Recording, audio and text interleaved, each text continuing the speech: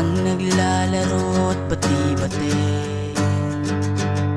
walang iniisip kung ano ang para bukas.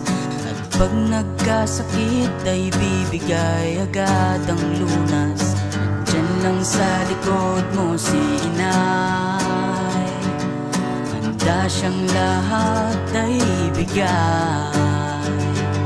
Sulitin ang oras na kasama mo sila, ang mahal mo sa buhay bago pa magpahinga.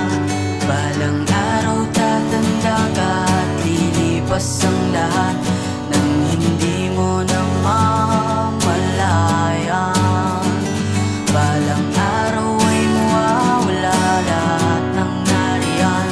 Ang tanong ay kung nakahanda ka, dahil di natin alam kung kailan darating ang oras ng kamalasan. Madalas iniisip natin ay ayos lang yan, papano ang kinabukasan?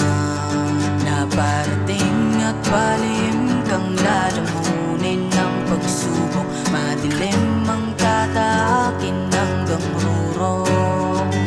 Balang araw tatanda ka at lilipas ang